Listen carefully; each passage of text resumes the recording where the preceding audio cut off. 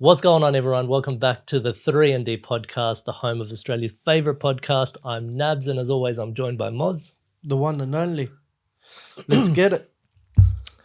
Moz, we've been treated to 2 Game 7s this week. Mhm. Earlier in the week, there were some great Game 7s. We're going to speak about Indiana and New York first. You ready? Yeah, let's go. Let's do it. All right. So New York was hanging on by a thread. They were battered and bruised all through the postseason. Game 7 was the pinnacle. They lost Jalen Brunson. He exited the game, as well as Josh Hart, who had abdominal pains going into the game and also couldn't complete the game, couldn't finish the game. This led to the Pacers running away with it. Now, New York put up a good fight, battered and bruised. Moz, I want to ask, what do you think it looks like next year for New York? Do you think they run it back? Do you think Villanova 3 have got enough to build around and to bring it back to yet another successful season next year? The talk of the town beginning of this season was they're building to grab a star this offseason regardless. So they already anticipated to grab a superstar and add to the mix of what they already have. But I don't think anyone was talking enough about how Julius Randle is going to get brushed aside.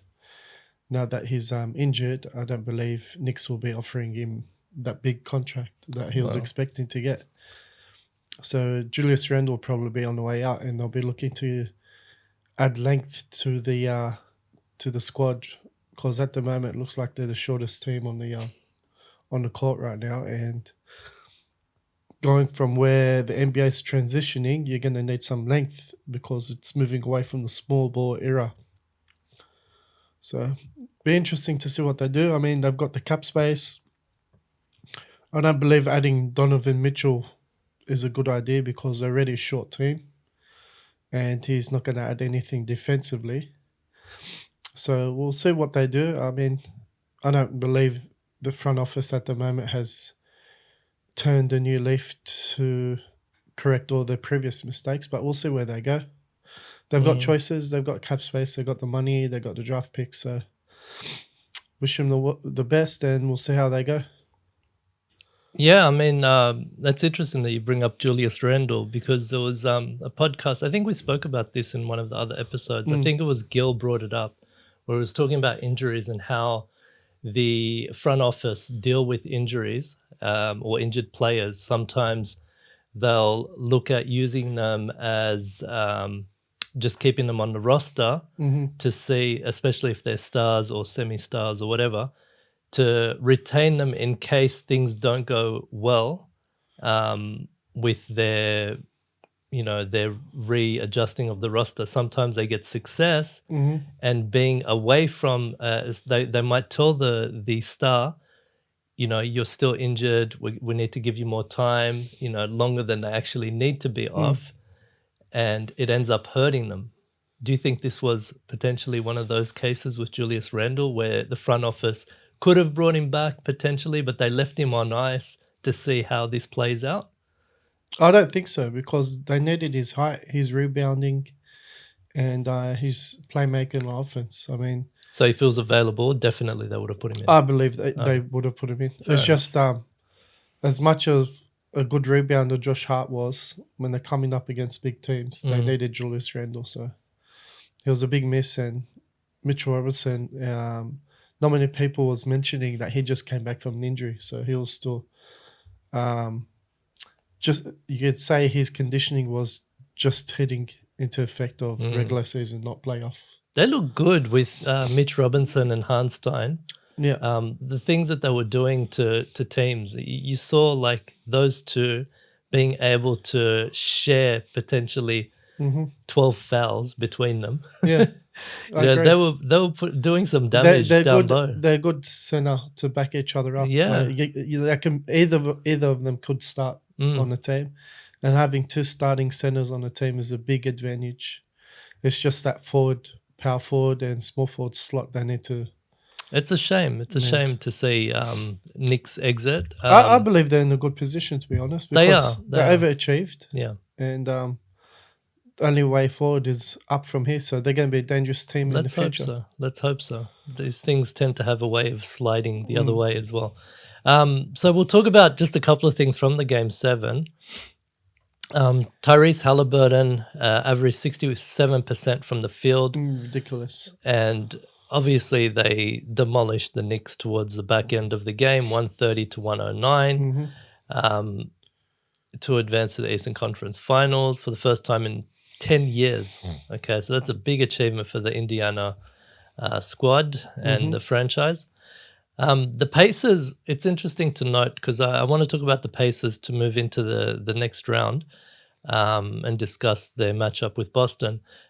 The Pacers averaged 123 points this regular season. That was second in offensive output. Ridiculous. We have spoken about this. They've set multiple records, one of them being scoring 140 points 11 times. Crazy. And they haven't slowed down this playoffs. They're still going strong. Their numbers are still, exceeding 110 points on a daily or on a game-to-game basis. This offensive output, do you think that this will continue in the game moving forward? I mean, this level of offensive, I guess, precision, because they're getting the percentage as well. So it's not like they're just jacking up shots like the old, Mike D'Antoni type style of run and gun. They're actually making the shots as well. Yeah. Do you think this will change the scope of the league moving forward, or do you think we've seen enough this season that there'll be adjustments? I don't think it's going to change the whole entire league itself. I think it's unique to this Pacers squad and to the fact that their point guard's able to push the pace and still have his team shooting open, high efficient shots. So the fact that they're able to push a pace and still get these ridiculous team percentage field goals per game is a sight to see, at the least. And I don't think any team in the league can replicate what they're doing. So I don't think they're getting the so to speak, their flowers on what they're doing this season and what they might do next season as well. So the matchup between Boston and Indiana in the Eastern Conference Finals, they are the two highest offensive rated teams. The unique thing here is that Boston is also one of the highest defensive rated teams as well. I think they're in the top 10. The difference, yeah. But 1 and 2, respectively, Boston and Indiana. What are we expecting? I mean, we've got 2 games already. The first game went controversially to overtime, ended up being over 120 points scored for the first game as well. Sorry, it was actually 133 points to 128. The Celtics win that one. Like I said, it doesn't seem like it's slowing down. Normally in the postseason, we see this slowing down. The pace slows down. Again, just to kind of nail this home, do you think that this is just a case where you've got 2 highly offensive teams that are playing against each other, the output is still high? Or do you think that, change the parameters and, you'll get a more reasonable score line? No, I think this is the league. We're witnessing how the league takes into account the stats. So from what the Houston Rockets used to do is they used to have this mentality: the more volume shots you take up, the more points you're going to end up scoring. So I think these 2 teams, but in particular Pacers, have taken that on board. I think they've got someone on their staff that's implemented that same strategy where move that ball fast enough. Like all coaches say, the ball moves faster than the players, you're going to find an open shooter. Yeah. And they don't care how early in the shot clock it is. they'll take that open shot.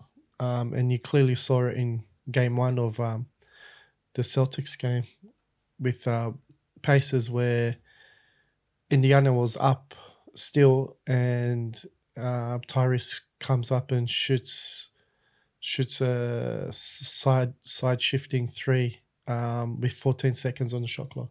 It was a deep one as well. Yeah, so it was ideally any other team would have held that ball and run the clock, especially when they're up three still. That was a mistake, I think. No, because the very next play he was coming up and you're still rushing. They're still up by three. He just got the ball and he's still rushing up the court and kneed it off his knee. And Neesmith tried to save it. So it was. I don't want to say it was lack of experience. I think it's just their play style is so ingrained in that team that they don't really care about the shot clock. They just care about getting a shot off. Yeah. I mean, I think someone once said, or I'm sure this is a common saying, but the ball has an energy. It will find its way back to the right person. That's the beauty of, that good ball movement, in the league. So I'll quickly come back to the Pacers, but I wanted to speak about the other game 7, which was Nuggets versus the Timberwolves. The Timberwolves defeated the Nuggets. That was an amazing series, lot of on-court and off-court drama, which was always good. Yeah. It's always good to see. But eventually the Timberwolves ended up winning 98-90. Anthony Edwards overcame a slow start. He ended up scoring 20 points in the second half to get them over the line. The Timberwolves themselves overcame a 15-point deficit. 20. In the halftime, sorry. 20. Yeah. They were 15 points, halftime deficit. Right. Largest comeback in Game 7 in NBA history. Crazy. So we're still seeing records broken even till this deep in the postseason. The Nuggets themselves, they're the defending champions. This is the 5th time that a defending champion is not able to make it back to the Western Conference or the conference finals. Right. The last one was the Dubs, 2019, after Toronto. The Nuggets, after winning a chip, do they run it back? Do you think this is their strategy? They run it back next year? Or do you think they reevaluate seeing how things did or didn't work against this new style or these new types of teams that, I mean, look at what happened with the Timberwolves. They blitzed them. They caught everyone off guard. They caught them with their pants down, Yeah. So with this series in particular, what shone out the brightest was the fact that there was no third option on the Nuggets team. They don't have a definitive third option on the offense. And Porter? Choppy? He had a good percentage, though. Yeah, but he wasn't a standout a third option on that team. It was just whenever the ball got to him. Yeah. And for a high defensive IQ team like Minnesota, when you only need to focus on the 2 stars and pretty much leave everyone else to be dealt with the leftovers on that team, it's going to be hard for any team to overcome. I mean, you've got Jaden McDaniels and Ant-Man, and then you got the 2 towers. That's four players on that starting squad. They're going to shut down 2 players. So 2 versus 4. I mean, it's easy to calculate who's going to win that matchup.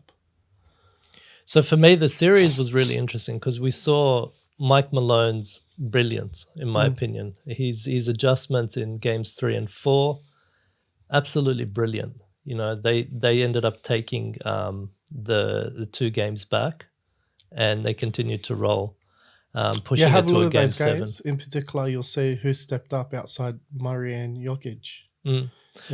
What I saw was the Nuggets were unable to match the defensive intensity, or they were unable to be both defensive juggernauts and offensive high offensive efficiency. I think that balance was not there for the Nuggets. Call it fatigue, call it whatever you want. That's where I think they fell. The energy levels just weren't there. They were able to contain them in some ways on defense, but they weren't able to get the energy back on offense. So much so that you even had Rudy Gobert shooting a fadeaway, over Jokic. I mean, when do you see that? It was like a deep mid-range, He did it twice that long series, two-pointer. actually. But the second one got more highlight than the first one. It was a nice one. It was a nice one. I got to admit, for old Frenchie, it was quite nice. But yeah, I think that's where the Nuggets really need to look at next year. Maybe they need some more young talent, some more energy players. I think they've got a good roster. Do you think that they'll run it back? Do you think they'll look to? So as far as running it back, I think they need to move on from Michael Porter Jr. Oof, Yeah, send him to Warriors. We'll take him. it's not that. It's just he was supposed to be their third option, and he clearly wasn't. I mean, Yeah. they've given him all the time in the world to give him a chance, and obviously it's not working with Denver. So, he needs to be moved on. I mean, even when they won the chip, he couldn't string a whole good series together. He had to be inconsistent with that year. So moving Michael Porter Jr. on will allow them. He's going to have high trade value. So it will allow them to bolster up that bench as well. Yeah, I mean, Aaron Gordon is your only defensive anchor he on that team. stepped up. Absolutely stepped up this He year. didn't get enough credit. Absolutely demolished it this year. So he's going to be running it back with the big two. But as far as to touch on your point in the defensive side of things, they need another defensive-minded player. Michael Porter Jr. wasn't there for them defensively as well. So, and again, he's supposed to be their third star. He wasn't a star this series. This whole playoff run, I believe, he was not a star. I want to ask you a question. If they replace Murray, with someone else, no, not going to happen. you don't think they can improve that way? Because it seems like Murray's untouchable. I'd say reason why is because the amount of team chemistry, well, not just team chemistry, but amount of game minutes he's put in between him and Jokic, you're not going to be able to just replace with anyone else. I mean, they both started off the bench. I don't know if you know this, but I think Jokic has transcended having a particular person next to him. I think you can slot anybody next to him. I don't think you can slot Jalen Brunson. Okay, obviously ball dominant, won't work. You'd need to have a similar system. But what I'm saying is, most point guards are ball dominant other than Steph Curry. Yeah, but what I'm saying is Murray. Okay, that you can get another similar style player to Murray. His age, that's like hitting his peak. I'm just wondering if they look at that route.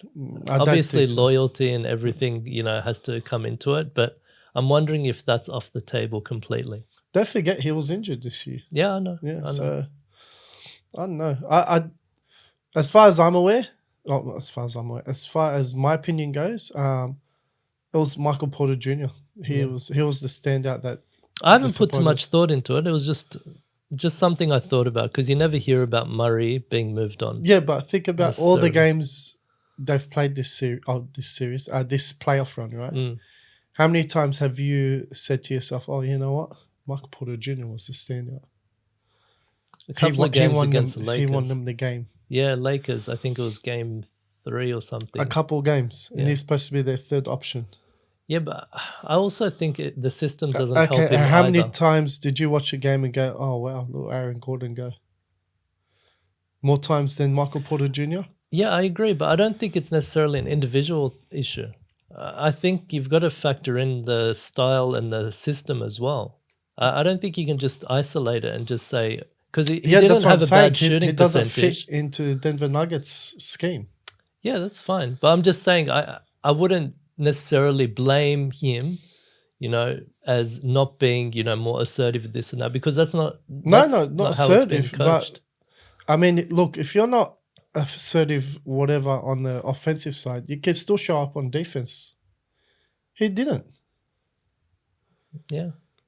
And that's what I mean by being the third option on a title contender team. So this comes back to what we were saying before. We need more two-way players. Everyone needs to be a more two-way player. But that's what a third in this option league. on a title team is. That Yeah. third star is that two-way player. Yeah, but Not your. I don't think he's Aaron got the Gordon's even length. that He's fourth. got everything. Yeah, that's what I mean. But yeah, you're right. You're right. Aaron Gordon's not the third option, and he was playing like it. So I mean, if Aaron Gordon's playing better than your third option, the third option should be gone. He needs to be taken out of the equation now and replaced with someone that's going to help you transition that next step. They'll get a lot back for him. Yeah, of course, that's what I mean. The Warriors will gladly take him, I reckon. They'll be able that if they get what I think they're gonna get for him, that bench on that Denver Nuggets team is gonna be hard to beat. I want to just quickly mention a couple of things that came out of the game after the game. So there was an interview. First of all, when it was clear that the Timberwolves had it in the bag, we saw Anthony Edwards again. His antics come out. The 90s antics. Starts waving to the crowd. Telling them to go home and things like this. And continued that energy in his post-game interview with Charles Barkley, which this went viral. His thinking on his feet is just spectacular for his age. He's so quick on his feet. So Charles Barkley was talking to him. He said, "I've never been to Minnesota. I haven't been there in 20 years," without skipping a beat. And then Edwards, "Bring your ass!" I love it. And it became huge. I don't know why, because that's how we grew up watching basketball. You know what it reminds me of? What? It reminds me of, we were talking about this the other day, when Fu goes camping with, when our brother goes camping with this one character. The one swear word. There's one swear word, and for the whole camping trip, they're laughing and joking. Remember when he said "F you"? That was like, that's what it reminded me of. That's what it feels like now. Like, but it got huge. The mayor or the governor or whatever, whoever's in charge of Minnesota, declared like a special day. He's got that town on lock. Supposed to be something like Bring Your Ass Day, but they made it PG and called it We Back Day or something. I don't know. It's supposed to be like each letter represents Bring Your Ass. I don't know, man. It was so silly. When an organization gets like that, they're not thinking straight. They need to worry about the game first. The crazy thing is, it was all over. Like, and we'll talk about the Western Conference Finals. But it was in the crowd. It was all over the crowd. They had posters, "Bring Your Ass." They had merchandise, "Bring Your Ass," and even Charles Barkley was there, and he wore a hat said "Bring Your Ass." So it blew up, and I think this is big. Like, they're putting bums on the seats. This is creating excitement in Minnesota. I think it's a great thing. Has that happened since Kevin Garnett was there? Yeah. I mean, it's great. It's continuing on. He even called out, and we'll transition to the Western Conference matchup now. During one of the other interviews, Anthony Edwards also called out Kyrie. This was really interesting. So he called him out and said, "My matchup is Kyrie." Yeah. Basically saying that I've got him on lock. I can take him. And Kyrie's on some, personal journey. He doesn't seem to be that tenacious young teenager that stood up to Kobe back in the USA squad. He's taken a more humble approach. He hasn't really commented too much on it, but what he did on the court, Yeah, he let your game play speak for you himself. let him know. Game 1, Kyrie Mm-hmm. absolutely stepped up. He was struggling offensively in the previous series, but first game, Kyrie scored 24 of his 30 in the first half. So he dropped 24 points Crazy. straight away, letting him know. And this was a home game for the Timberwolves. So off the back of that Game 7 victory against the Nuggets, you'd think they were carrying over that energy into their home, but they ended up losing the first game, 108 to 105. It was a nail biter at the end. The Mavericks came back. They absolutely looked like the better team towards the end. Doncic had a very weak first half, and Kyrie made up for it. Kyrie had a weak second half, and Doncic made up for it. It was a beautiful little dance that they did. The game itself was an exciting game from end to end. Yeah. Now, leading up to this game, like I said, Kyrie, he made some comments, and Kyrie backed it up. What do you think of Kyrie? And even after the game, actually, I should say, after the game, Kyrie was humble enough. He didn't really say anything about it either. And I'll talk about that a little bit more later. But what do you think about the mindset of the Mavericks at the moment? Is this something different than what you've seen previously? You mentioned in other episodes about the maturity of Luka. Luka Doncic, yeah. What do you think overall of the Mavericks' mindset, and where do you see this taking them? Do you see this being a factor? They're locked in. I mean, this is the next step that we all wanted to see from Luka, and it's happening right in front of our eyes with the Robin being Kyrie Irving, which is spectacular to watch, to be honest. And the genius of how Jason Kidd is tackling these teams in the playoffs is amazing to watch. I mean, how he tackled the Timberwolves in Game 1 and Game 2 is he took McDaniels out of the equation by setting double screens majority of the game. And Timberwolves have yet to figure out how to solve this issue. And if they don't, it's going to get worse because Gobert's doing mistakes now on defense to cover Ant-Man's lack of energy on defense. I mean, there was more than several occasions where Rudy Gobert was yelling at Ant-Man to cover Kyrie, and he just looked tired. Specifically, Game 1. Game 1, he was out of breath, and I don't know if they partied too much after their win against the Nuggets, and they thought that was it. Everything else is going to be easy breezy. We're going to stroll through to the finals or whatnot. But I'd say this is where the maturity of the youth is clearly showing where they're at. I mean, Luka, I'm sure Luka probably did not celebrate any of those series wins, and he's still locked in, waiting to get that title in his hands, whereas Minnesota would have celebrated that Denver Nuggets win, and now they're struggling to get back into game shape, so to speak. So just on the Timberwolves,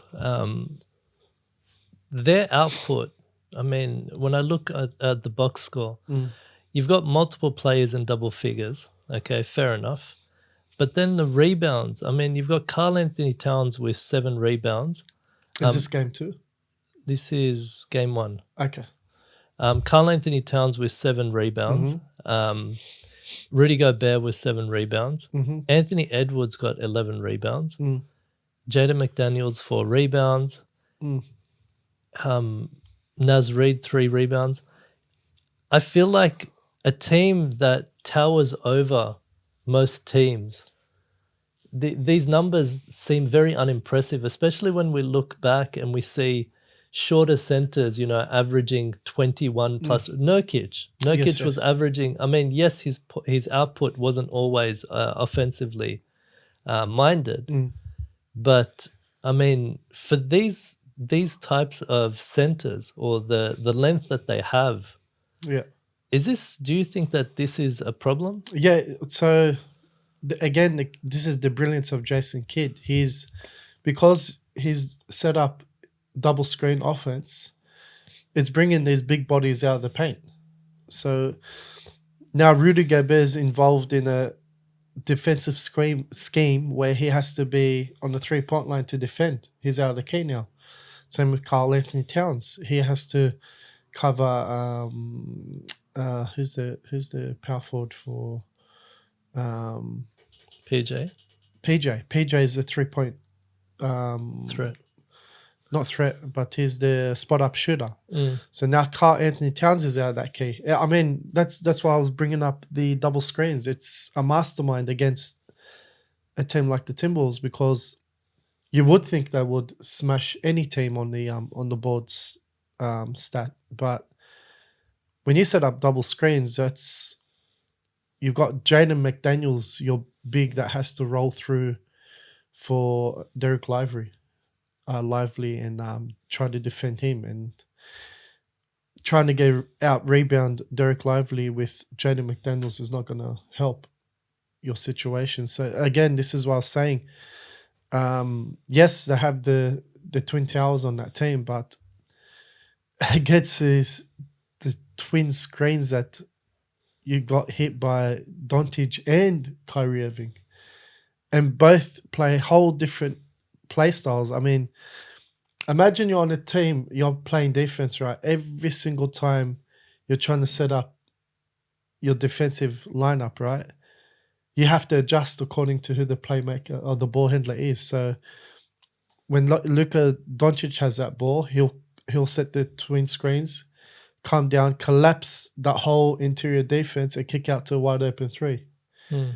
Next time they come down, they got Kyrie Irving. He sets the twin screens, and then now you're pushing out to shut the wide open three. Kyrie Irving just goes downhill every time. It gets that layup. So it's interesting you say that, because the strategy. I mean, just talking about it, trying to think of how you would defend that. Yeah, so the second game, actually, we saw a breakdown of this strategy as well.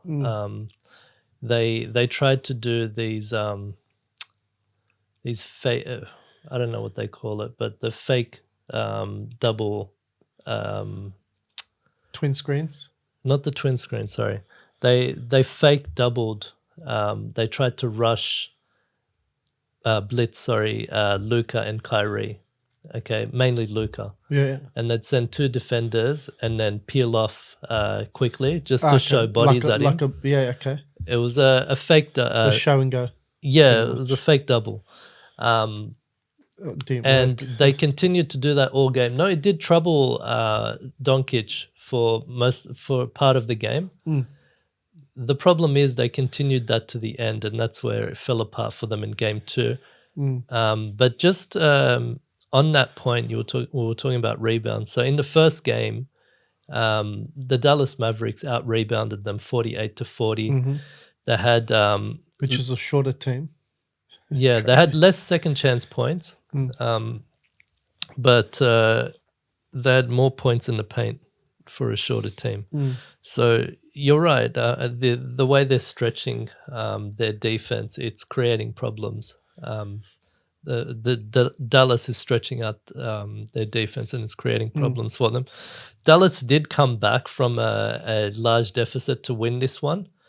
And like I said, towards the end, when the momentum shifted, and you could see, for me, again, I keep talking about coaching, but in the postseason, it's absolutely critical. And we saw this on full display. Coming out from halftime, the Mavericks looked different. They had a different energy. They ended up taking the game and winning it in the back end. And Game 2 was very similar in terms of the way that the game was played.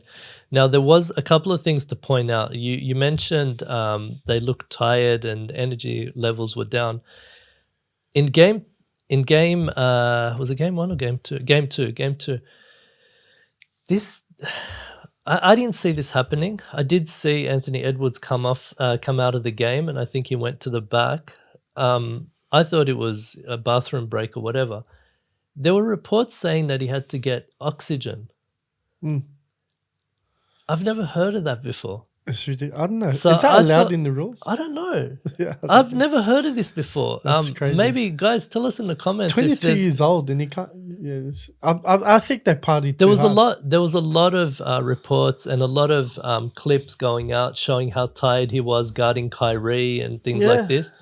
But we've seen Anthony Edwards' energy levels much higher than that. So I don't understand what that means. I'm wondering if he's asthmatic or something. Because who the hell needs an oxygen mask? That was very unusual for me. Someone that's been drinking too much. That's who needs an oxygen mask. Why would they need an oxygen? I don't get it. Anyway, so moving on to game 2. This one was a little bit tighter. Again at Minnesota. Mavericks win it 109-108 in an absolute amazing finish. This is one of the best games that we've seen. You know, it was really good all the way to the end. Doncic gets his 8th triple-double. That's amazing. In the post, he's got 42 in the postseason.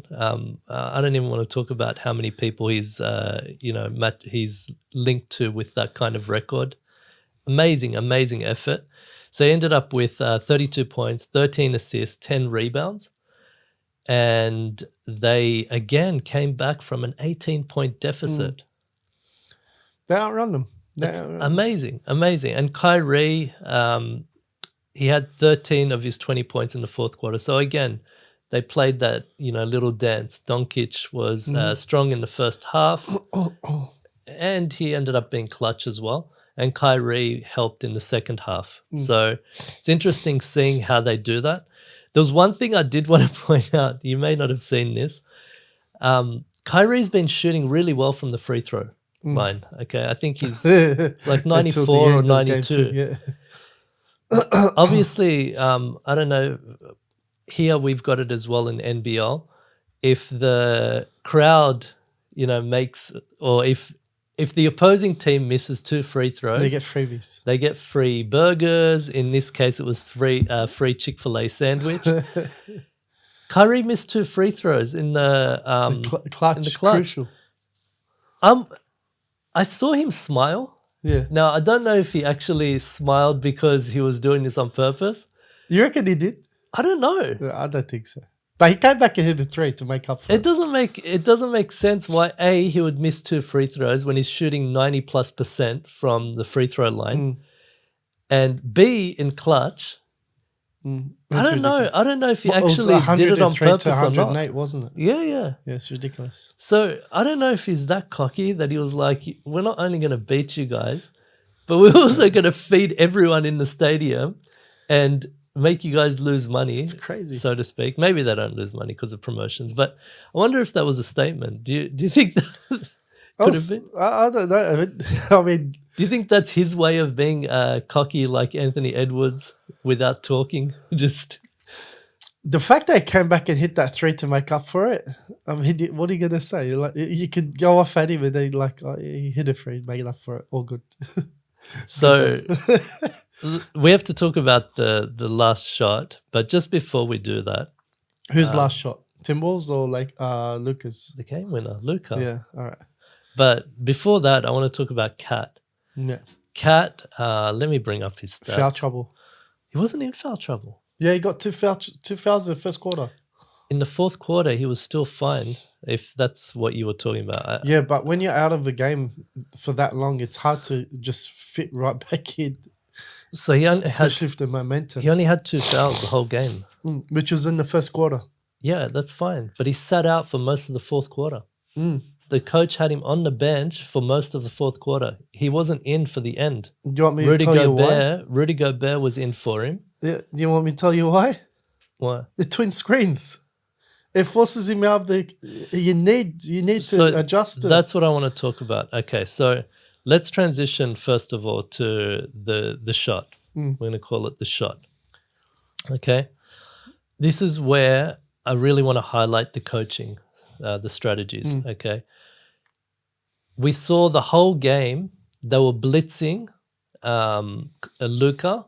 Okay, that seemed to be a defensive strategy that they had put in place for the whole game, where they tried to get it out of his hands before the half court or at the half court, really high up. And the way they did it was they'd throw two bodies and then quickly drop one. So it was only a half kind of double. It was just to show bodies so that it'd come out of his hands. For some reason, Minnesota thought that would be a good strategy in the clutch moment of the game against Luka. For some weird reason, they thought that was a good strategy. And all we saw was he ended up on an island with Gobert because all he had to do was shake off one player, be patient enough to wait for that other player to peel off, okay? And then all he had to do was beat Gobert. I mean, Gobert has absolutely no chance on an island that deep with Luka. Zero. Right. Zero chance. And it wasn't just me. It's not just me. It's not just the coaching strategy. So what I'm saying is they continued. So if you can't fault Minnesota for playing exactly as the strategy dictated, because my opinion is that they just maintained the same strategy throughout the game, even till the clutch. No, however, you can't fault them. However, you can definitely say that the Mavericks coaching was just far more superior in that moment, knowing that they weren't going to budge and no one was going to step up. So much so that there's a clip of Jaden McDaniels, I don't know if you saw it, his face, when he saw that player drop off and it became clear that Luka was on an island with Rudy Gobert. Jaden McDaniels' face was just like deflated just before the shot. So you could see that there were players that wanted or knew that was not the right strategy, but they continued to do what the coach asked. No, I disagree. I don't think I disagree with your take on that. If you rewatch it, Jaden McDaniels was at fault for the whole thing. He comes around the first screen, and then the second screen decides to easily just follow Derek Lively into the key. Easily. Like, he didn't even try to linger around and allow Rudy Gobert to follow Derek Lively down and stay on Luka. He just ran in with Derek Lively. So it's all his fault. That whole defensive sequence was a big letdown from Jaden McDaniels. How do you know that wasn't asked of him? Because he didn't do it the whole game. What do you mean? The whole game, he never dropped and followed the roll. He kept following through the screens to eventually pick up the ball. What I'm saying is they had a chance to win it or to tie. Okay? No.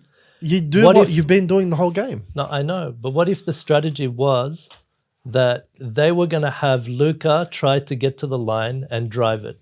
Let's show him Rudy, give him the lane. No. And force him to come in. No, that wasn't the play. The play wasn't for Jaden McDaniels to follow the roll on Derek Lively. The play was for Derek Lively, for Rudy Gobert to hold off Luka until Jaden McDaniel catches up, and then Rudy Gobert fall back down to cover the roll. Yeah, I think if you watch the coach, their feedback, they blame themselves. No. Finch blamed himself for it. I don't think that was he's covering for his team. No, if you rewatch it, Jaden McDaniels was at fault for that whole play. So they were doing this the whole game, and it wasn't Rudy Gobert's fault. Rudy Gobert was put in that situation because Jaden McDaniels didn't come up to be on the island, so to speak, with Doncic. He shied away from the moment. He took the easy option and said, okay, I'll take Derek Lively down here. Okay. And stupid, yeah. I think that goes to show that his confidence against marking Doncic is weak at the moment. They were doing this the whole game.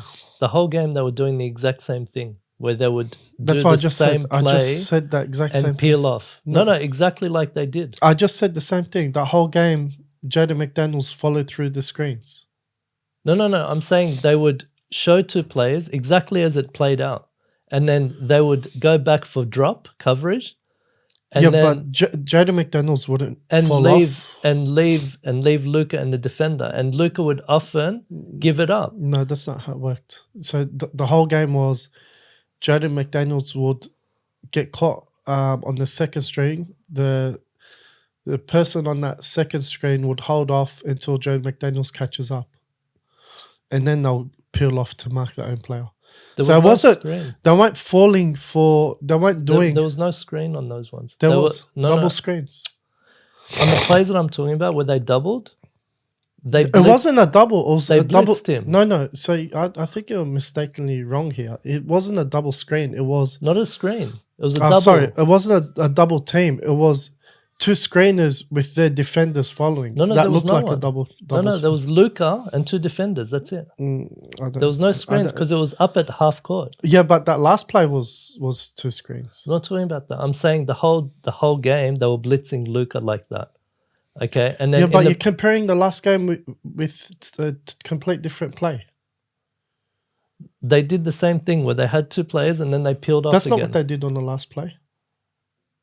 They had Rudy and someone else, then he peeled off. The last play was two screens. Did he peel off or not? No, it was two screens. How many players were on Luka at One. the end? Yeah, that's exactly what I'm talking about. They were doing that the whole game. You're comparing two different plays. You said one play was flash double team. The other play is two screens. That's not the same play. Basically, they had two players. They drop off one player. No. They never drop when. That's what I'm saying to you. Whenever they set two screens, Jaden McDaniels played through the screens to catch up. Okay, we'll agree to disagree because I saw them doing the same thing all the way to the end, and that's what happened. Yes. So we'll continue comparing on. two different plays, which I disagree. You can't compare two different plays. One's a double team, one's a double screen. Yeah, so we'll move on. Continuing on with Luka. So after he got that, he got really hyped. So he should. And it continued on, and he started going off at the crowd, telling them to go home with a few expletive words, yelling at Rudy Gobert, saying he can't guard me. I didn't. At first, I was looking at it thinking, why is he so hostile towards him? I thought it seemed unwarranted. I thought maybe he was just hyped, he was excited, etc. But then I saw a clip of some of the plays, close-up plays of Rudy Gobert. I don't know if you saw this. Let me just play it for you. I didn't realize how dirty he was. Who, Rudy? Yeah. Check this out. Every defensive play, he would flail his hand into their face, kick him in. That's dirty. His offense. This happened throughout the whole game, and they were so innocuous. You couldn't see them. Look at that. Closed fist. Closed fist to the midsection. That's funny. This is the end of it. Yeah. And that's why I think he was just letting out all that energy.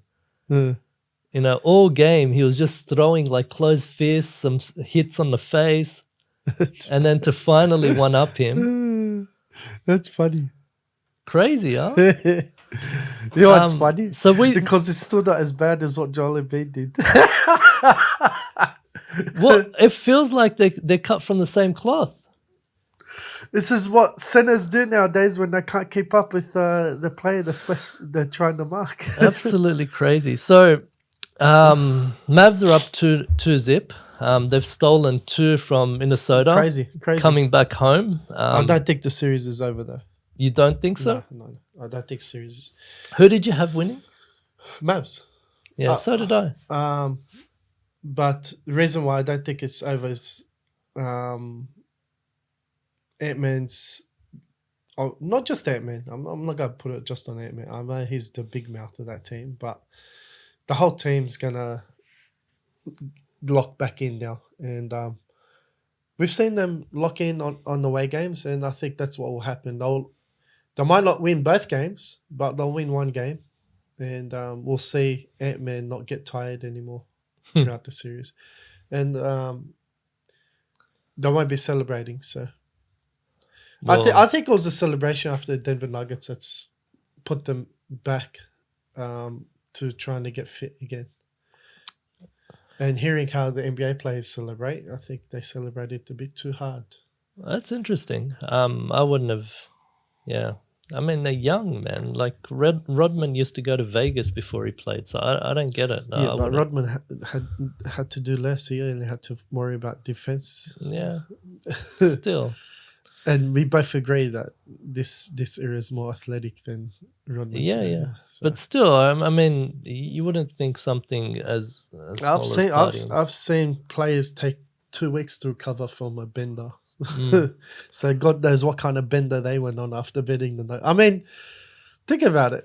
You're 22 years old. You just beat the reigning champs, right? And now you're looking ahead of the schedule. You're like, you got Mavs who just made the top 5, right?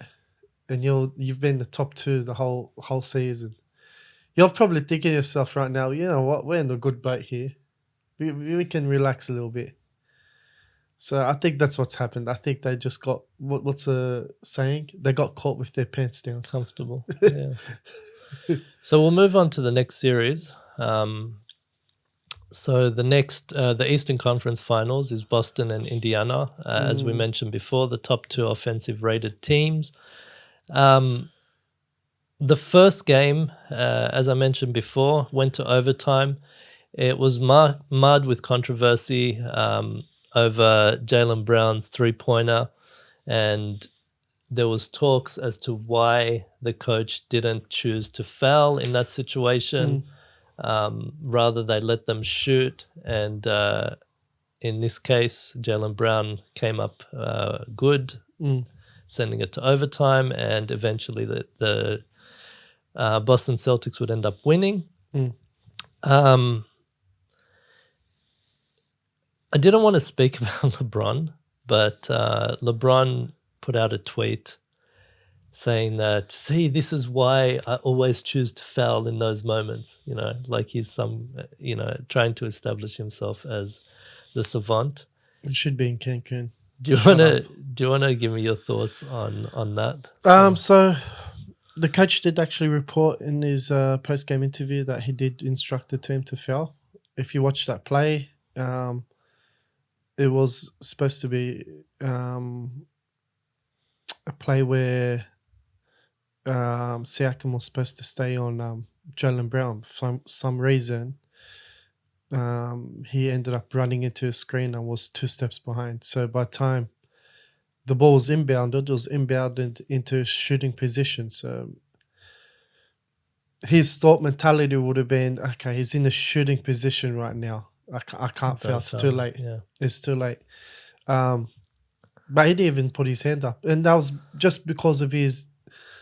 It looked like he was off balance, though, Siakam, when he was closing out. It was 2 steps behind. And it was because of his I think he did lack well of maturity to avoid on contact. the defense. So if you watch the setup to the play, it was between Derek White, I believe, was the one that set the off-ball screen for Jaylen Brown, where Jaylen Brown was faking to the baseline, came around Derek White to go to the corner 3, and Siakam easily could have went underneath that screen to meet Jaylen Brown in the corner 3, but for some reason opted to try to run through the screen, which was the crucial mistake there, and put him back 2-3 footsteps behind Jaylen Brown. So for majority of the game, Indiana looked like the better team. Their shooting percentage was better. Their 3-point shooting percentage was better. It's crazy. The efficiency is crazy with that team. Yeah. But yeah, a couple of poor choices, poor decisions. They call it a make or miss league for a reason, I guess. That's all it took. And once Boston was able to smell victory in their sights, they were able That's to it. secure the victory at home, which they've been struggling with in the postseason. Right. So it's good to see that they get up first game, and then second game, not much different. It's just annihilation. Biggest difference is Tyrese Haliburton. Tyrese Haliburton left the game with a suspected hamstring injury, and there's now reports that so he didn't return back for the rest of the game, and he's out for game 3.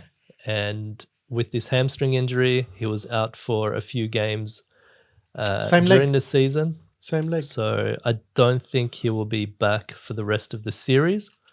His season's done. Is this over? Is this series over? No, the series not over, but Haliburton's season's over unless he can recover in 2 weeks.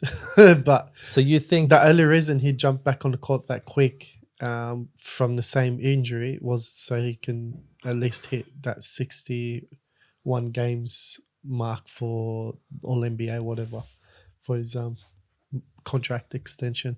But yeah, so when he was out earlier, the Pacers actually played a paced game, which they actually won majority of their games. I think there's 67 out of 100 games played without Haliburton, which is a winning record. It's over 500. Against Boston, though, you think they can still get it done?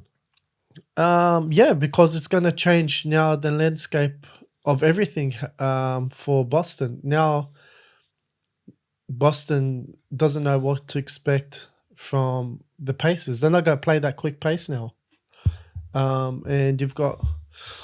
All right, let me put it differently. You've got TJ McConnell, which most likely they might start as the point guard.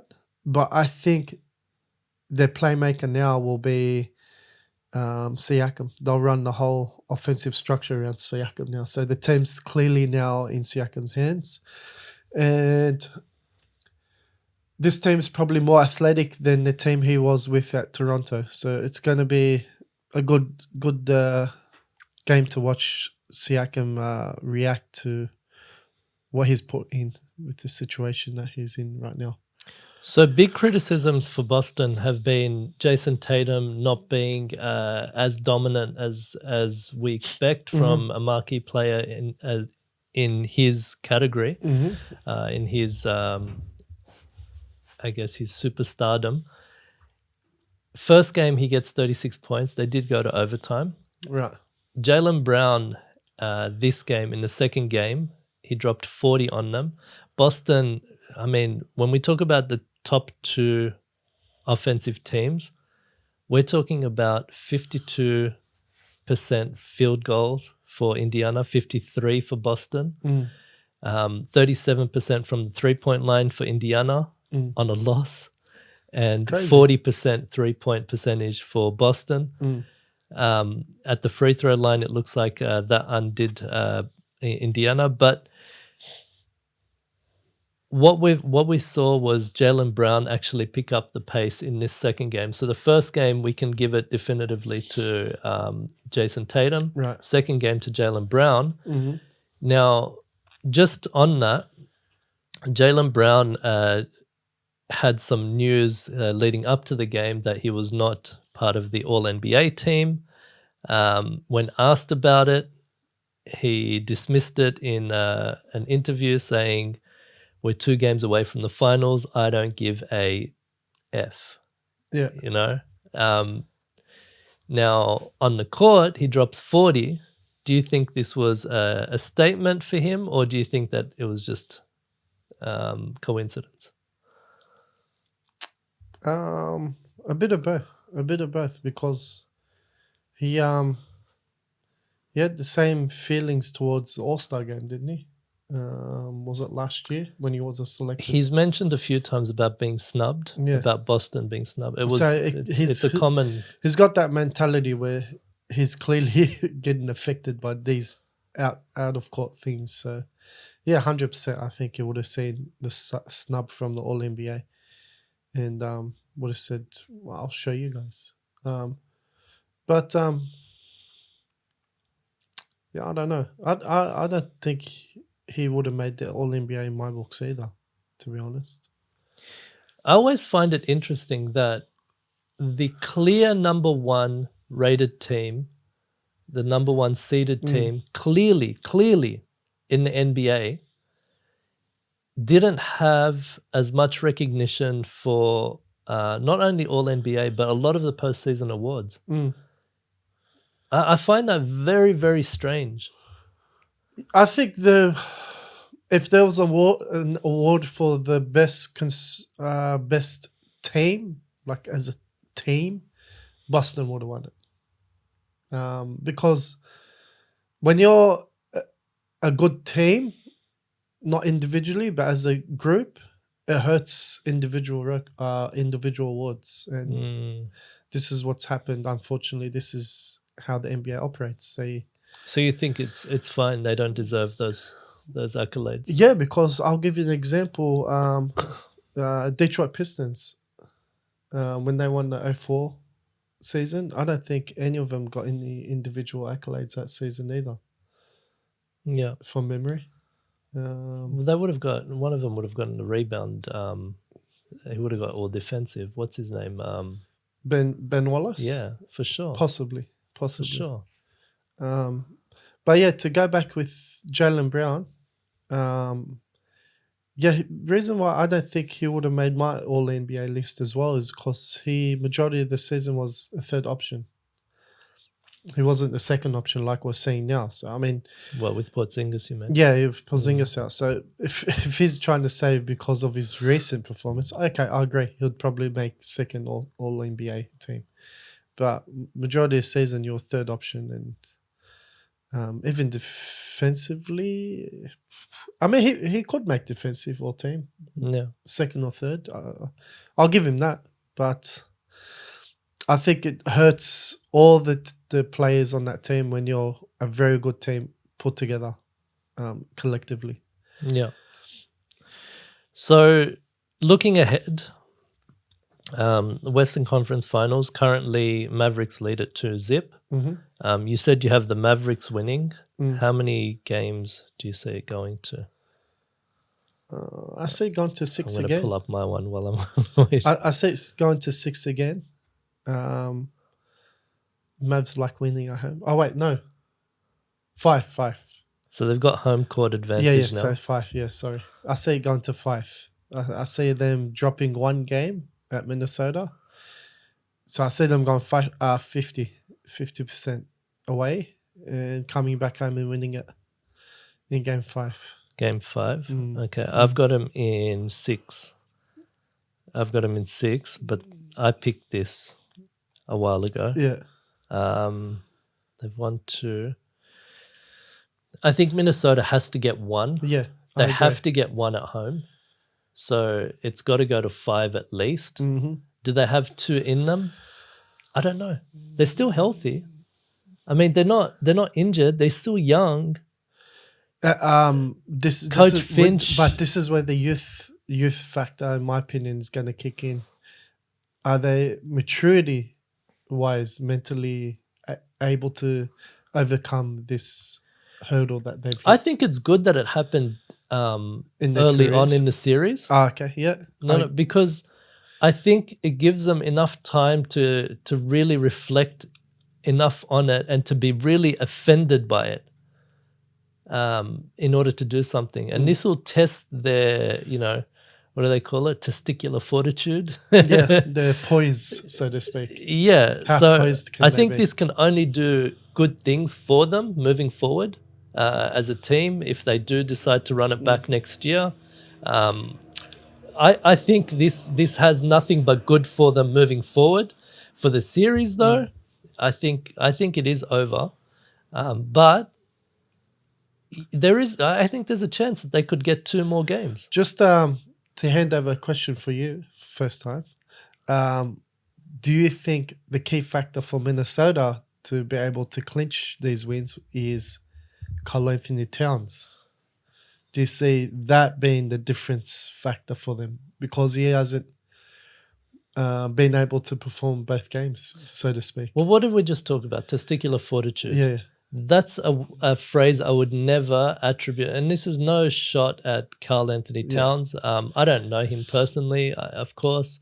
But from what I'm seeing, previous, it doesn't seem like he's the type of guy that would grab the ball by the horn, so to speak, and take charge. And we're seeing that where you've got a 22-year-old that's literally doing that can for you. Ant-Man be able to put him to do that? I don't know. I think Ant-Man's lost a lot of confidence in the past 2 games. I think his confidence is a little bit shot. I think Jaden McDaniels' confidence is shot more. Yeah. Look, for me... But as a whole team, I think it's all shot, to be honest. They're deflated. And that's why I'm saying I think Coach Finch will do enough to get them motivated and push forward to definitely win 1 game. And potentially win 2. Let's face it, they haven't lost by much. They've been leading. It's just holding on to the lead that's caused them problems. There's only a few things they need to polish up and they could get those victories. Now, that's going to be tough with the Mavs carrying the momentum into Game 3 and Game 4 and now carrying momentum into the series. You know, they did to them what Minnesota did to the Nuggets. And the Nuggets weren't able to recover. They pushed it, being the champs that they are, but at the end of the day, they just couldn't overcome. I think that'll be the same thing here with the Mavs. I don't see them slipping that far, but they might get a little bit complacent enough so that those 1 to 2 point victories might, be decided and go against them in the end of the game. Definitely Mavs need to be more assertive and come out strong and make sure that they instill their dominance at home and don't give them any opportunity and don't allow them to play the game where they're able to be restrictive on the offensive end and not have a high scoring game. I think Mavs need to have 110 plus. That's their aim in order to get the next victory. And I think they can do it. But I also, I think Game 4 is going to... I don't think... If they go 3 down, 3-zip, I don't see Timberwolves coming back from that. I don't see them being able to compete after that. I think they'll be completely deflated. So they'd have to steal the next game. Yeah. And if they steal the next game, they've got another one in them. Okay? Right. But if they don't, I don't know, man. I don't know. This might be a sweep. So I'll put something outrageous out there for you, all right? And I've mentioned this a few episodes ago where when I play 2K, I like to rearrange the lineup to my liking. And I'll do the same here. And I want to get your thoughts on it, right? So I'm going to give you, if I was the coach of Minnesota right now, what my lineup would be going into Game 3, okay? You give me your thoughts. I'll still have Mike Conley out there, Jaden McDaniels, right? Ant-Man, right? So far, same. This is where it's going to get different. Naz Reid and Karl Anthony Towns. No Anthony Edwards. No, I said Ant-Man. So you've got Ant-Man, Connolly, Naz Reid, and Karl Anthony Towns. And Jaden McDaniels. And Rudy Gobert on the bench. Yes. Yeah. I feel that would fit perfectly into trying to mark up against Dallas. I think... do you know what I would do? I think because Derek Lively's he's beating Rudy Gobert on the block. Even though they're getting him out on the 3-point line, the way Derek Lively is able to outmaneuver Rudy Gobert from the double screen into a pick and roll where Luka can pop over alley-oop, it's just too quick for Rudy Gobert to keep up. I mean, and I could say the same thing for Karl Anthony Towns. But when you have Naz Reid out there, Karl Anthony Towns can switch up to mark up with on off. Who does he usually mark up? It's usually Jaden McDaniels, right? Karl Anthony Towns. Yeah, on defense. Who's usually mark on the 3-point line? Jaden McDaniels is on his team. Why would he mark him? Oh, not Jaden McDaniels. PJ, you mean? PJ. Sorry, yeah. I'm not sure. Honestly, I don't look at Karl Anthony Towns when he's on the court. He bothers me. Yeah, but Naz Reid has the capabilities to match up against Derek Lively much better than Rudy Gobert, in my opinion. I think. I mean, if I was to try something outrageous out there to try to nullify this twin screens, this is what I would do as the coach for Minnesota. How do you feel about that? I mean, Gobert's a liability. All he's good for is down low on defense. Yeah, exactly. Offense. When you bring him out of the paint, so he's not a threat as soon as you take him out. Yeah, I mean, having someone versatile. What do you think about Luka Garza? I don't think he's ready for the starting lineup. They're not using enough of the bench. Let's just say that's what I was just about to say. What I see is that sometimes coaches, they play salaries, not players. And that bothers me because I actually like Luka Garza, and I think he'd be a good energy boost off the bench.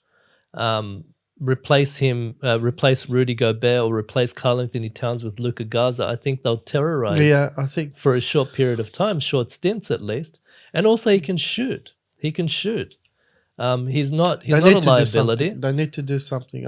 And you're saying, like, you look at Kid. Kid uses Josh Green. Josh Green was a starter, so that's not really fair. But he uses Dante Exum off the bench. Right. You know, he likes to mix it up every now and then. And this is what the Timberwolves... I mean, you look at it. Did not play. Half the roster I want to say this, and this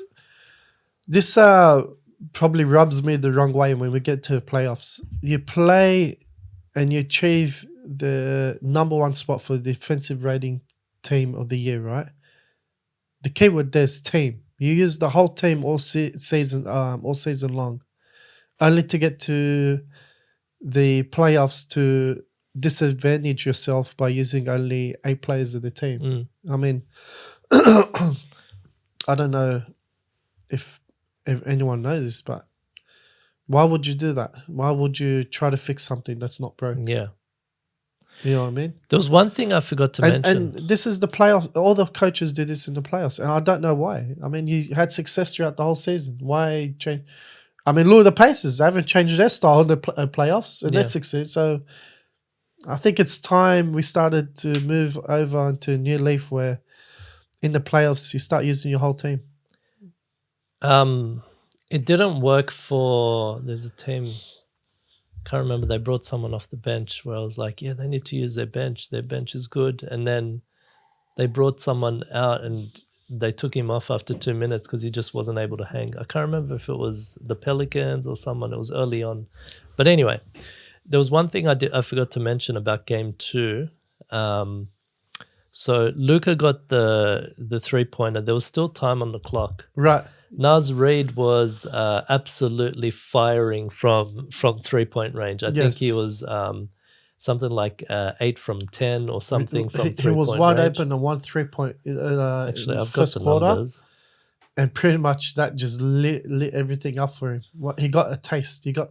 So Naz Reid, the smell of that wide open shot, and that's it. Just a whiff.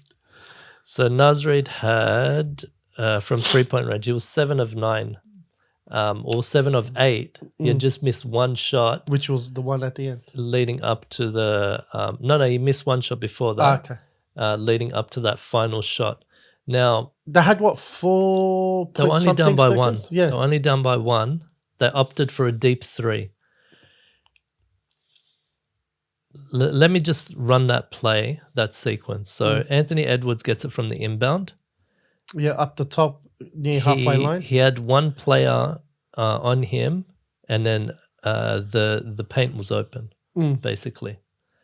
He shifts to flash to the paint, and then passes it off to Naz Reid, who was in space deep on the three. Yep. In that situation, so coming back to my coaching, because I was talking about how the coach stuffed up against Luka. That last play was coach's fault. Wouldn't you want to see Anthony Edwards going downhill, forcing the refs to make a call, or to get that opportunity in the mid-range or the post, the floater, whatever the case may be? This is Anthony Edwards. Anthony mother effing Edwards. So in that situation, I would have liked to see an off-ball screen. So, for example, if the coach was so stubborn that he wanted that three-point shot from Naz Reid, you'd want to give him the best opportunity to take it. But there was no off-ball screen set for him. It was just standing there waiting for the ball with 4 seconds left. So I didn't understand that mentality. He was open. He still had someone there. No, he was open. He was deep, but he was open. Too deep. Yeah, that's why he was open. He was deep. If it was a little bit closer, it would have been contested. But then go to the other way. Why didn't he set up an off-ball play for Ant-Man to receive it on the flight to be able to drive down the lane? So there was only a few seconds, and Anthony Edwards did have it in space. 4 point something.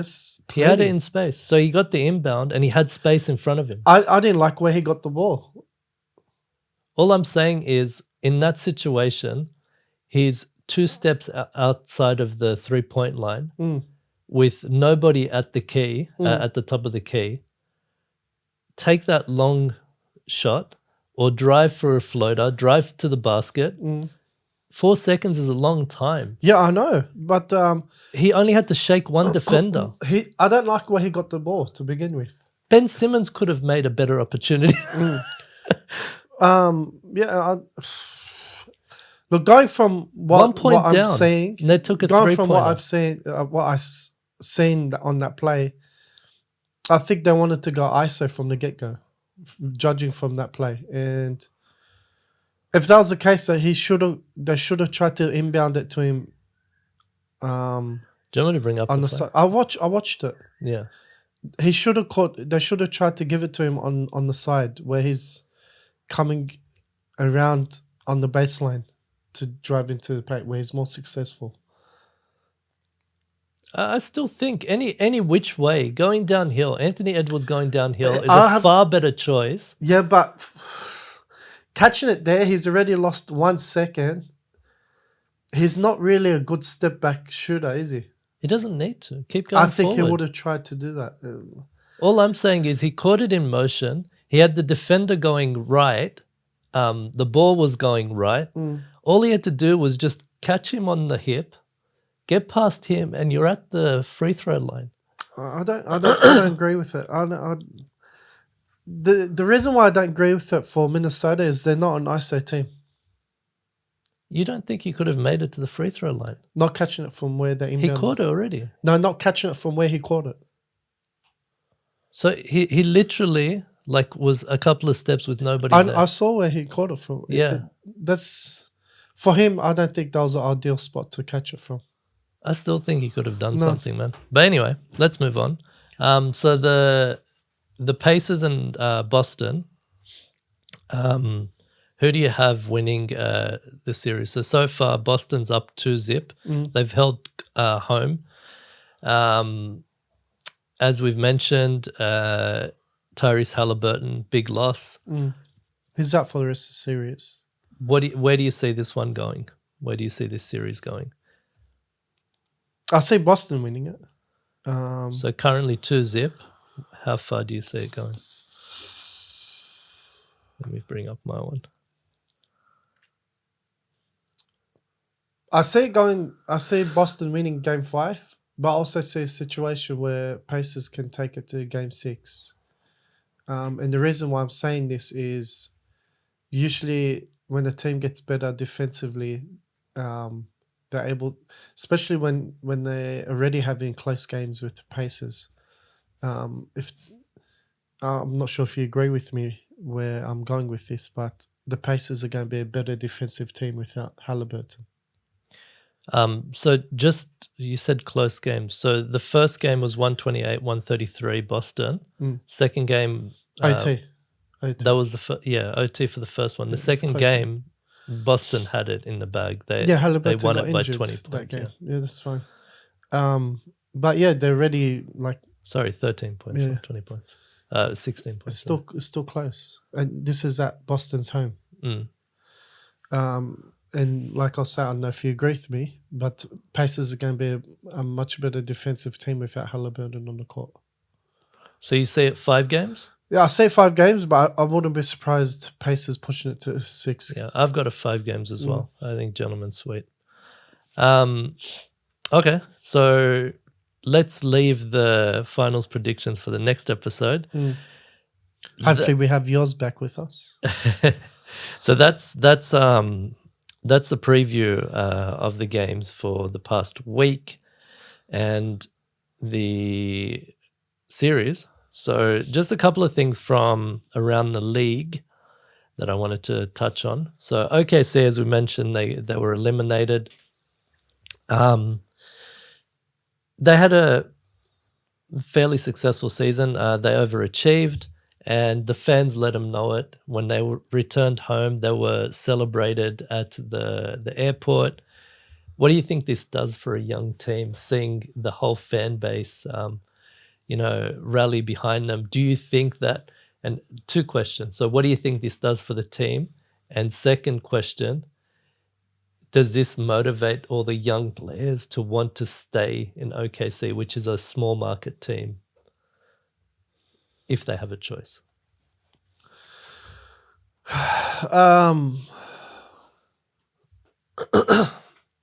Yes and yes, but I don't think the crowd's gonna be the deciding factor that making them wanting to stay. Okay, so I think it's primarily gonna be the money side of things. And as far as motivate was the first question. So what does it do for the team to have this type of fan base that, is behind them? Yeah. And secondly, you answered that question. So I don't know. It's too early to tell. I think they're at the stage where they're still young and they just want to play ball. So I don't know if outside noise is going to affect their commitment to playing basketball yet. When you're young, at that age, you just want to play basketball, and I think we clearly saw from OKC they're ballers. They just want to play. So as far as the outside noise from how the crowd reacted or the fans reacted when they got home, I think it's a bonus, but I don't see it being a clear factor in their motivation to play basketball, so to speak. Cool. I said I don't want to speak about LeBron. I'm kind of annoyed that he keeps making the media cycle. JJ Redick's fault. Considering that he's out of the postseason and there's so much exciting things happening in the postseason. For me as a fan, it's kind of annoying to have to see LeBron being the topic of conversation.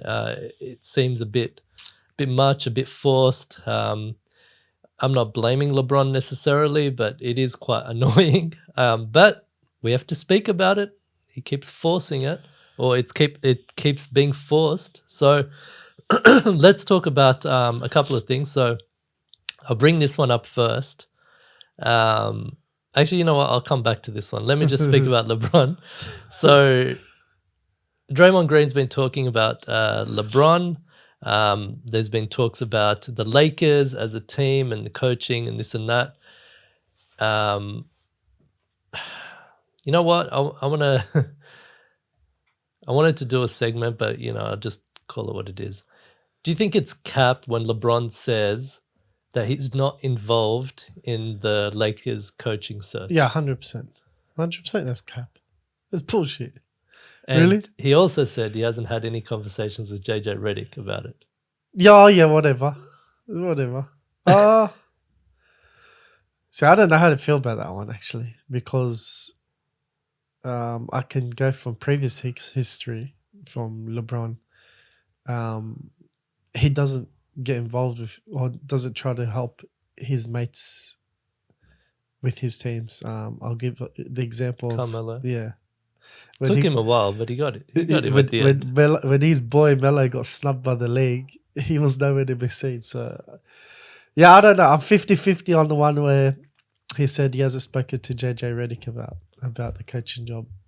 Okay. And then the next one, I agree, by the way. I think it's... No, I don't. Not 50-50. I think it's full cap. Absolute cap. Are you serious? A marquee player? Guy who's hugging Jeannie Buss on a public scene? Yeah, no, I said that's cap.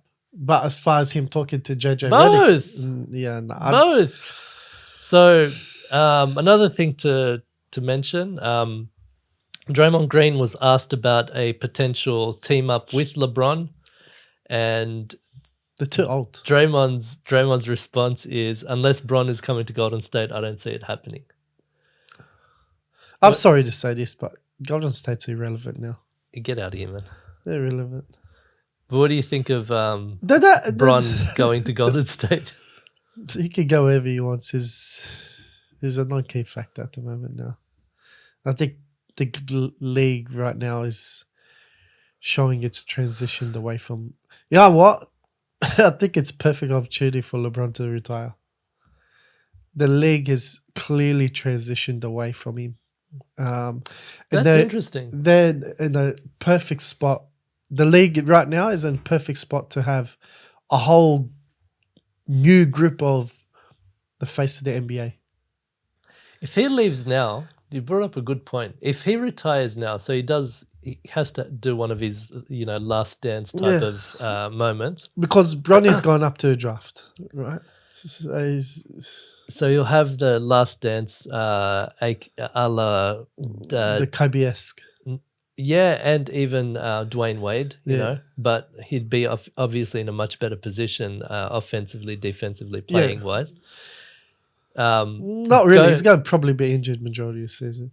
No. I think he'll go and tear it up. It'll be his last season. He'll go out on a bang.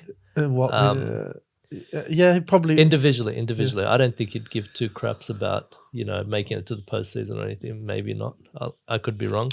But you bring up a good point. If he goes out he plays with Bronny one season.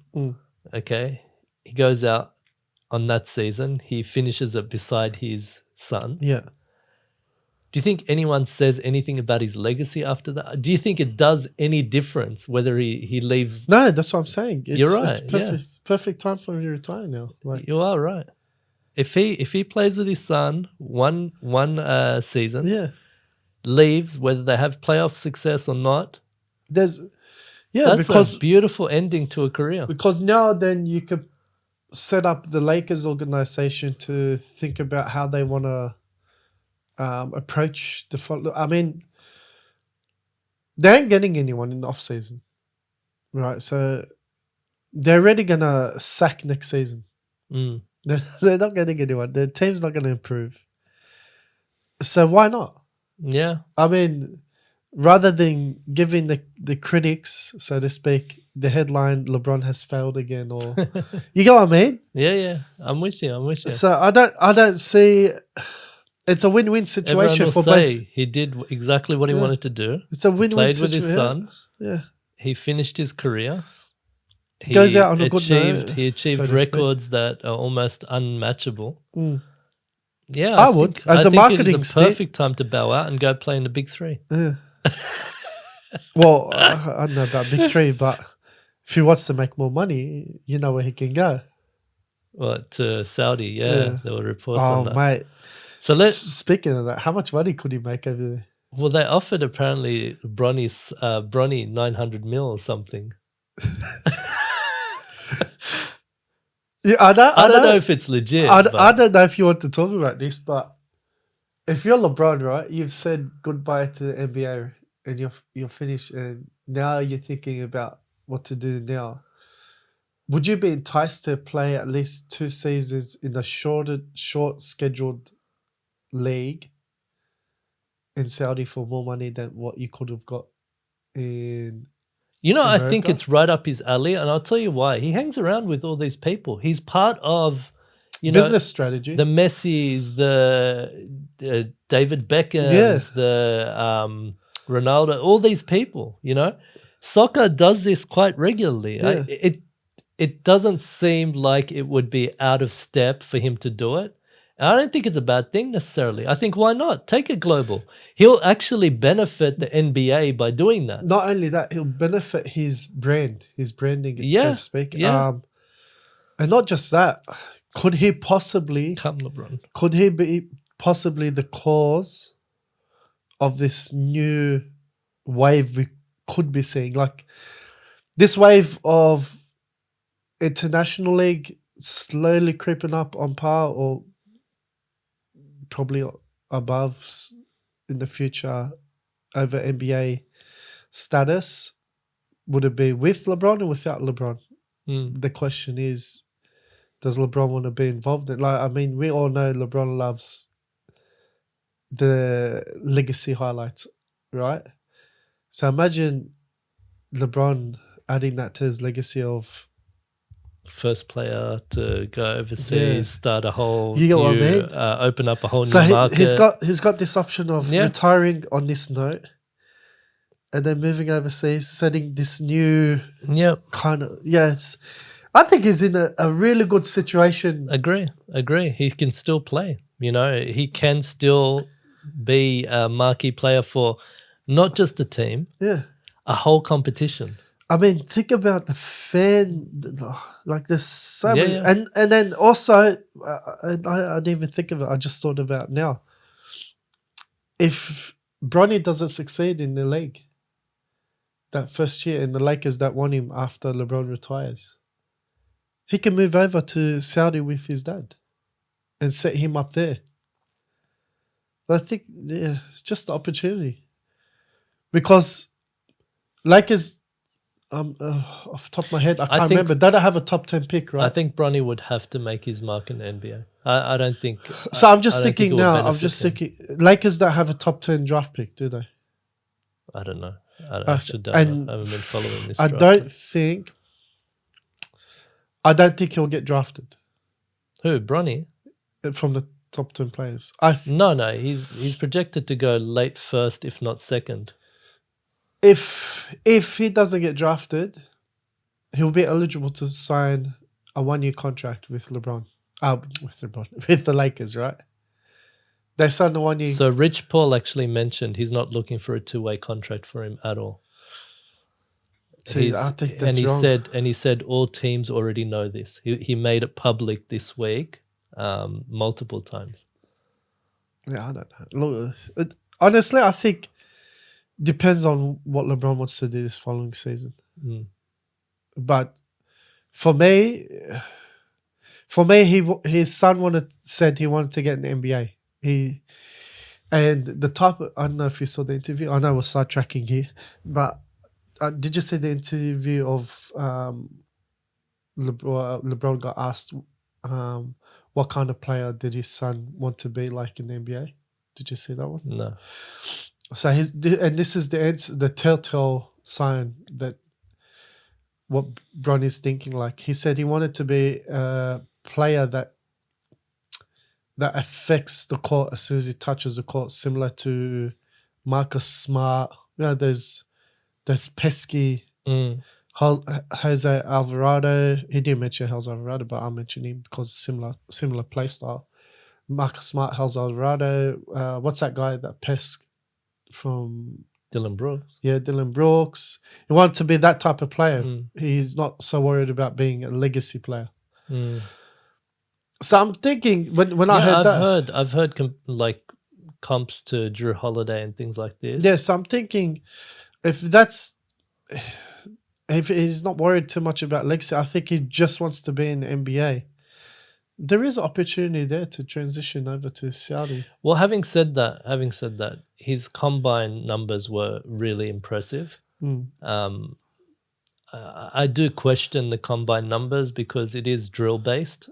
You can see like he made I think he shot something like 80% from 3-point line or whatever, but they're all like, you know, really slow setup shots. They're not really game speed shots. How many good combine players have we seen come into the NBA and not transition well? Yeah, and he's got a 40-inch vert and things like this. I think length is going to be the big factor. I don't think he's got the length to be able to be impactful in today's NBA. Not just to make today, a the bigger future. impact. Yeah. Not just not just to today's NBA, to the direction the NBA is heading to, which I'm is talking about with today. a bigger. There's no more small ball. Yeah. I think small ball will be after this season non-existent, pretty much. Yeah, until Draymond retires, at least. Depends. I think if Warriors they get will rid be of the the last defensive one. 3 seconds and they move to a more FIBA-esque, type of play, then I could see that. But otherwise, no, I think they'll still have. I don't think so. But yeah, shorter players are going to be very disadvantaged in the future. Your Trey Youngs, things like this. I think 100%. there'll be very few. Because look, I think what the shortest point guard that could potentially have will be what LaMelo Ball, a 6. He's 6'7", 6'8". What are you talking about? Yeah, that's He's crazy. huge. That's crazy. But that's a type of point guards they're transitioning to. Yeah. That's what I'm saying. These shorter guards are going to be few and far between. That's why you see Isaiah Thomas, struggling to get into the league and things like this. Interesting to see how Jalen Brunson deals with this shift. I think he'll do fine. I don't know. He's an aggressive player.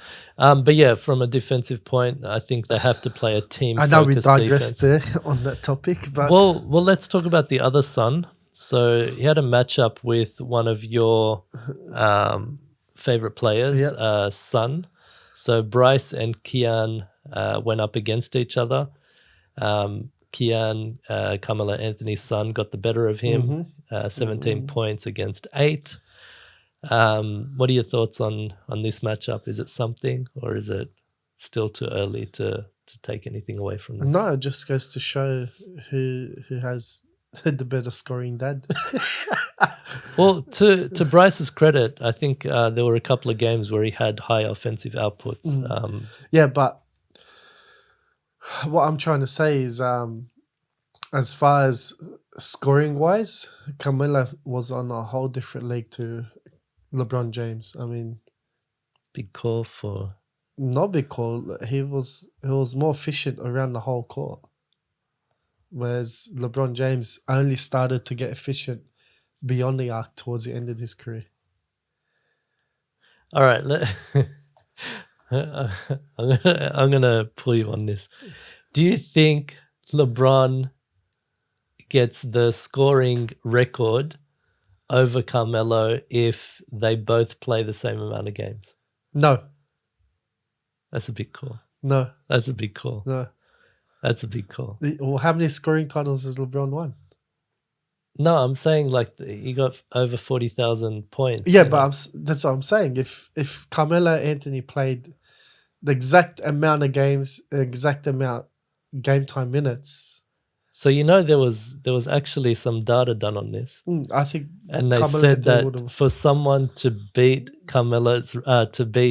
LeBron's record, they would literally have to average something like 30 points from now until it was some ridiculous number. And they said there was nobody projected to be able to do it except for I think maybe 2 or 3. I think it was Jimmy Highroller. He did the stats. He put the stats together. Well, how does that make sense? Well, how much does LeBron average career? I can't remember, but they did the comparison and said that because he had played a lot of postseason and whatnot. So there was the people that could do it. He said they weren't even in the league yet. basically saying that doesn't make sense to me. nobody was in that category. No, I'll tell you why it doesn't make sense. Because he started at a young age and he's played 20 plus seasons. Yeah, that's what I'm saying. That, like, let's say, for example, someone comes into the league same age and plays the 20 plus seasons. All he has to do is average 1 point extra across the board. Yeah, what's his average? Games, what's his career average? The amount of 25? games he played as well. Don't forget, he made it to the finals how many times? That's into consideration with his career average.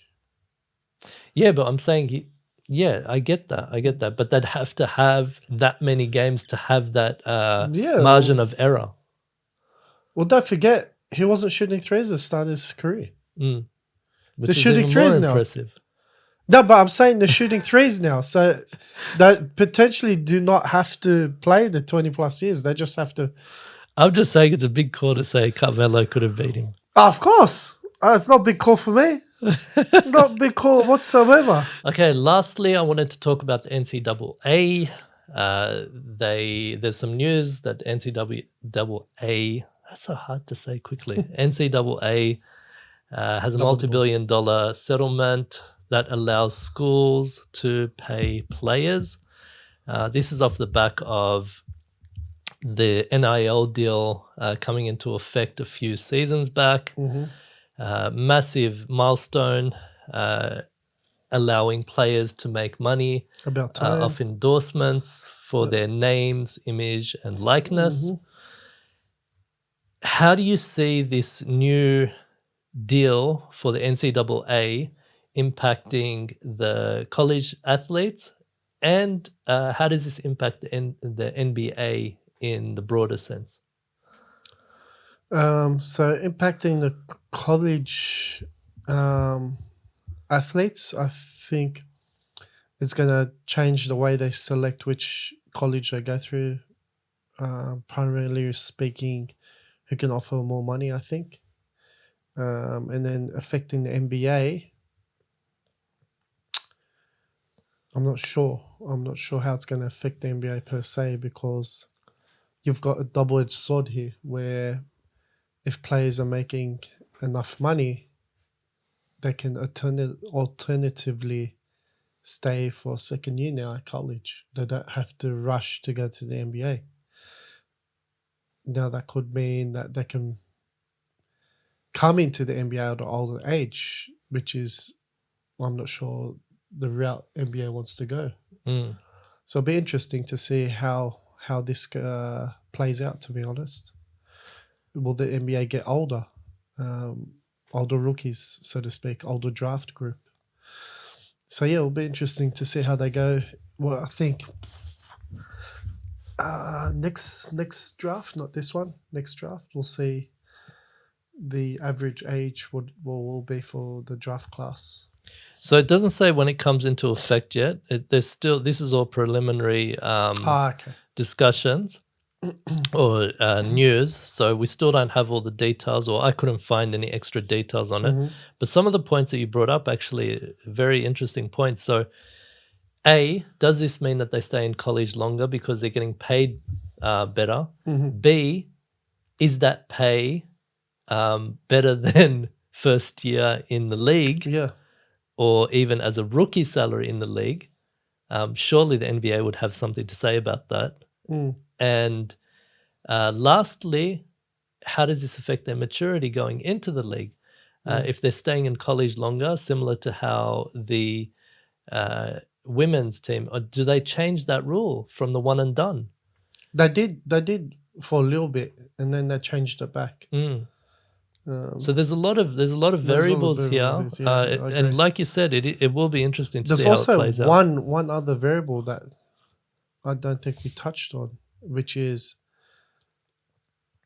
players might not want to come out of uni and follow a basketball career. They could, because they're getting paid while to play basketball in uni, they could actually use their education to come out of uni to follow that career. I mean, if you've got the talent, it's very unlikely that you'll do that. But yeah, we're talking about only the top prospects here. Like if you look at the draft classes nowadays, it's not all top prospects. It's majority of it is one skill player, one high efficient skill player, for example. Having said that, do you see? Get what I mean? Like defensive. Yeah. So do you see, like, for example, we know that the amount of talent that's out there compared to the percentage that makes it into the league, it's a very small margin, right, that makes it into the NBA. A lot of them, another smaller margin makes it into overseas leagues, and then the rest stay in your local comps or whatever around exactly. scattered around. Does this now create another opportunity for those players to be recognized? Because the colleges, what's their main aim? To win titles. They don't care about placing players in the league. I mean, they do to some degree because it gives them cred. That's their advertising. But winning a title would give them much more credibility. That's their marketing. So do they bring up all these players that are in limbo that could potentially impact winning, but not necessarily have the ambition to go into the NBA? One example that comes straight to mind is someone like Draymond Green, where he was forecast in the second round. Now, had he been getting paid by NCAA, would he have gone? Yeah, good point. So, it's going to be interesting. I mean, is this going to be the new era where players can come into the league already two-way players now, not one-way players? Yeah, and actually it feeds into what we were saying before, where the league needs to adapt to not be so offensively minded. Otherwise the Euros are going to take over. So that's really interesting. Yeah. That's actually more... I'm glad we had this discussion, because that's more than what I would have anticipated from a deal like this, how much it could potentially impact if it's done right. The not only the NCAA, but the NBA as a whole. Yeah, what can do for the product. That's interesting. So we'll watch that with close attention. The last thing we'll do is one of our favorite segments, the clips of the week. Yes. So I don't know if you've sent me your one, but I've got my one here. I've got it here. I'll send it to you right now. Let me bring up. It's an interesting one. No. Oh, they got stuck? No way. Do we count that? Did he touch out? So it hits the net and the net forces it to come back around. So I would. It's gone through the cylinder. Wait. Technically, right? Yeah, from the top, not from the bottom. Yeah, but does that count as going in? Because this part of the ball still above the ring. We'd have to check that. I think it does. I think it has to pass through the cylinder, though. Yeah, but if the net's obstructing... I don't remember. No, I think if the net's obstructing, they count it. And does this count as basket interference? No, I think they... Yeah, I don't... Because we've had shots, we've both had shots, and I'll bring them up if I can find them, where it's gone in and bounced out of the net. That's interesting. Yeah, that is interesting. I don't know. Me personally, I would count it. But as far as regulation and competition rules and whatnot, I don't think NBA would count it. Well, they missed one. Remember the dunk from... it came... It went in and he looked like... yelling at it. They're yelling at the refs. Yes, I don't think the NBA would count it. All right, so let's roll with your one now. Looks like Anthony Davis. Did the NBA actually rig the 2012 NBA draft? Sounds crazy, but Kobe Bryant at the time was heavily hinting the league was up to no good. When asked about this conspiracy, then Commissioner David Stern would say, "Was the fix in for the lottery?" Have you stopped beating your wife yet? Strange. New Orleans was in the process of being sold and needed a buyer. Headed into the draft, they had just a 14% chance to win the #1 pick, which would become Anthony Davis, who also was seen 2 weeks before the draft lottery wearing a New Orleans Hornets hat, with the potential potential buyer of the Hornets strangely in attendance before he had made a decision. New Orleans would win the draft lottery in front of him, and after they received this pick, Woj would report several league executives were disgusted as they had predicted that this would happen. This was also directly after That's the league had ridiculous. vetoed a Chris Paul trade to the Lakers, with Yep. Kobe saying everything that was done with that lockout was to restrict the Lakers' ability to get players and to create a sense of parity. Surely, New Orleans fit into that parity plan, leaving the question, did the NBA actually Yeah. rig the 2012 NBA? Yeah. I agree. I don't doubt it, because if I'm not mistaken, the NBA owned the New Orleans Pelicans Yeah. for that period. Yeah. NBA is a business. Business wants to thrive. Why wouldn't you do everything you can to make your business successful, especially if you're directly owning it? Because the other teams, they don't own them. Yes, they commission and they manage and regulate, but they don't own them. There's owners that own them. This one, they actually had to do their best to find a buyer to make money. So I don't doubt that for a second. I'm just thinking how the meeting went with the executives after the lottery, right? I reckon I would have walked in, David Stern walks in, and he would have just said, you guys aren't happy, go somewhere else. Oh, wait, there is nowhere else. So what are you going to do? Shut up and play. That's it. That's how he was, but David Stern was Mafia that. boss. Yeah, he was the Don. So yeah, even if he did do it, I mean, I think he did. And there's proof that he's done it before. Look, as much hate as the NBA gets and David Stern and this and that, if anybody wants to look into just FIFA, the football federation, Yeah. you would just be like, you know what, NBA, you guys are cool. Okay, I'm not dismissing anything they're saying. I'm not saying that it's okay. I'm just saying, when you've got multi-billion-dollar industries like this, you have to do what you can from a dollar perspective. So when you see Rudy Gobert doing these things, you know, it is what it is. It is what it is. On that note, we're going to wrap up. Moz, I have really enjoyed this. Hopefully we can have, like you said, Yoz back. Is there anything you wanted to say before we wrap it up? No, I think we had a very fruitful discussion regarding what the league's going through right now, what the league's going to go through, and what the league can go through. So we touched on pretty much a lot of points, really, and I think any points we did touch on, you could easily expand on into another 100%, episode. 100%. So I think if Yoz watches this, I dare say he's probably going to have his own takes on some of the things What's we've this said. if business?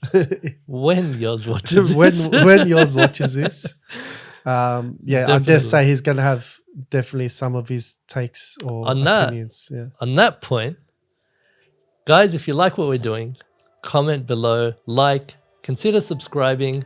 We really thank you for watching. Yoz, if you're in the comments, make sure you leave your takes in the comments. Troll us. Yeah. And Get the chop hopefully we'll fingers see you guys charged. all in the next one. We are. Peace. Mr. Yoz. Fourth quarter, you say? Yeah, smash it.